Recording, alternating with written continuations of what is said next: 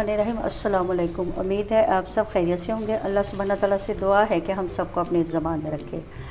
आज हम बना रहे हैं मिल्क पुडिंग। उसके लिए हमने 800 ml दूध लिया और उसको देशकी में डाल के चूल्हा जला दिया। नीचे 800 ml दूध देशकी में डालना है, फ्लेम ऑन किया है और उसके साथ ही आधा कप चीनी का शामिल कर दें। बिस्मिल्लाहिर्रहमानिर्रहीम। चूल्हे की फ्लेम पहले तेज़ रखें, जब दूध में बॉयल आ जाए तो ज़रा आहिस्ता कर दें, लो फ्लेम कर लें और तकरीबन आधा दूध इसमें से हमने खुशक कर लेना, पका के। और दूसरी तरफ ये 100 ml ताज़ा दूध लिया है और उसमें 1/4 कप कॉर्नफ्लोर या कॉर्नस्टार्च शामिल कर लें।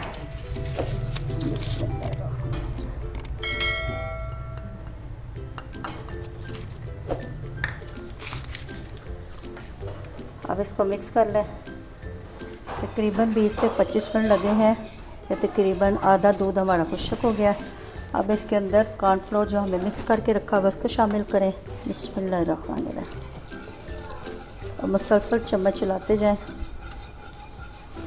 इसको तकरीबन 5-6 मिनट पकाना है ताकि ये गाढ़ा हो जाए। तो 6 मिनट इसको पकाना है और पका के इसको गाढ़ा कर लेना है। ये देखिए, इसकी थिकनेस देखिए, ये काफ़ी गाढ़ा हो गया है। तकरीबन 30 सेकंड इसको और पका के फिर मैं डिश आउट करती हूँ। ये इसकी थिकनेस चेक करें। ये हमारी मिल्क पुडिंग रेडी हो गई है। अब इसमें 1 टीस्पून वनीला एसेंस शामिल करना है। बस इसको मिक्स करके तो उतार लें। ये काफ़ी गाढ़ी हो गई है।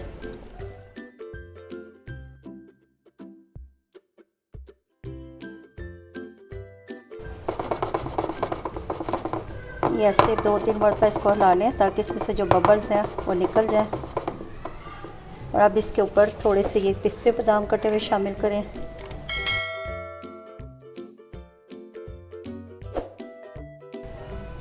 इसको ठंडा करके तो फ्रिज में रख देना 3 घंटे के लिए, ताकि ये अच्छा सा हमारा सेट हो जाए। ठंडा होने के लिए रख दें।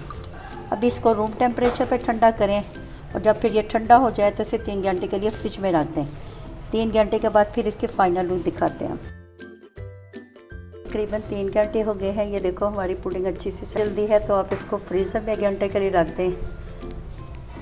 अब इसको हम डिश आउट करते हैं।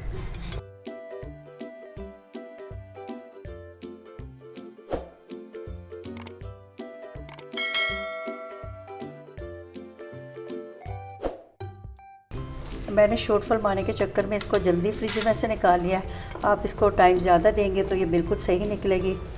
ये देखें, इसकी लुक भी बहुत अच्छी है और खाने में भी ये बहुत मज़े की है। आप इसको ज़रूर ट्राई कीजिएगा और कमेंट्स में बताइएगा फाइनल लुक है। ये खाने में बहुत, मेरी पुडिंग अभी सही तरह जमी नहीं थी। आपने इसको ज़्यादा टाइम देना है ताकि ये अच्छी तरह जम जाए, आसानी से निकल आए।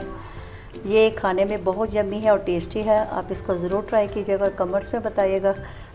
अगर आप इस चैनल पे नए हैं तो इसको लाइक और सब्सक्राइब करें और बेल आइकन को दबा दें ताकि मेरी आने वाली नई वीडियो आसानी से आप तक पहुंच जाए। अच्छा, जब इजाज़त दें। अल्लाह।